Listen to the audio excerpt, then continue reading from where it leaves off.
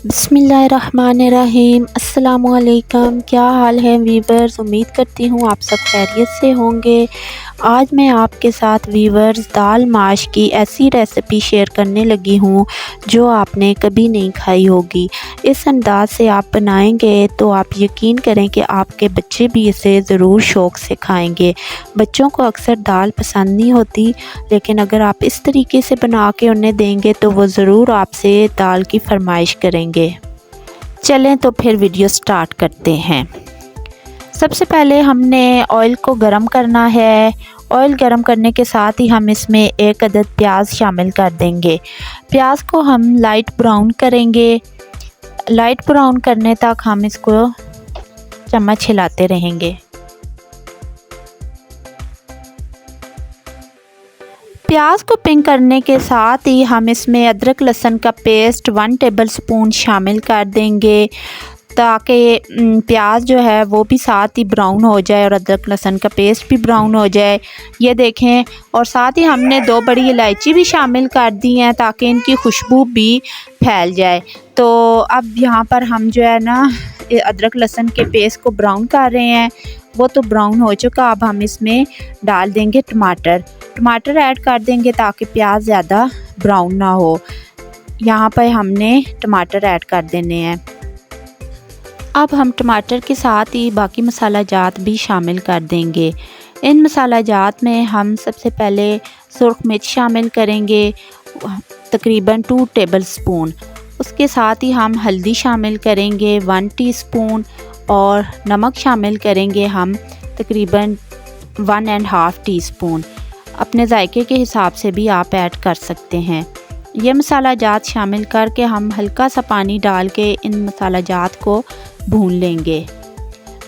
ये देखें कितने अच्छे तरीके से तमाम मसाला जात मिक्स हो चुके हैं टमाटर में।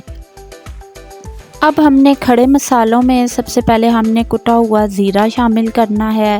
साथ ही हमने 1 टीस्पून काली मिर्च शामिल करनी है और हम इसमें शामिल कर देंगे 1 टीस्पून ही हम इसमें शामिल करेंगे सूखा धनिया, वो भी कुटा हुआ। ये देखें ये भी शामिल हो चुका। अब हम अच्छे तरीके से इन तमाम मसाला जात को मिक्स करके और अब हम दाल को भी साथ ही ऐड कर देंगे। दाल हमने जो भिगोई हुई थी तकरीबन 2 घंटे, वो हमने ऐड की है। उबली हुई दाल हमने ऐड नहीं की। कच्ची दाल ऐड करें, इससे जायका बहुत अच्छा आता है। बिल्कुल आपको रेस्टोरेंट स्टाइल ही मिलेगा। तो आप इस तरीके को फॉलो करें तो आपको ये बहुत अच्छे तरीके से दाल मिलेगी। ये देखें दाल हमने इसमें ऐड कर दिया। दाल को हल्का सा भूनने के बाद हम इसमें पानी ऐड कर देंगे। पानी आप तकरीबन 2 से 2.5 गिलास ऐड कर दें। दाल भीगी हुई थी तो अब इस पानी में दाल अच्छे तरीके से गल जाएगी। हल्की आंच पे जो है ना हम इसको ढक के रख देते हैं। दाल आहिस्ता आहिस्ता गलती रहेगी। ये देखें अब हम दाल को चेक करते हैं। दाल हमारी तैयार है। इस स्टेज पे हम इसमें डाल देंगे सब्ज़ मिर्चें ढेर सारी। ये देखें हमने सब्ज़ मिर्चें डाल दी और साथ ही हमने हरा धनिया डाल दिया।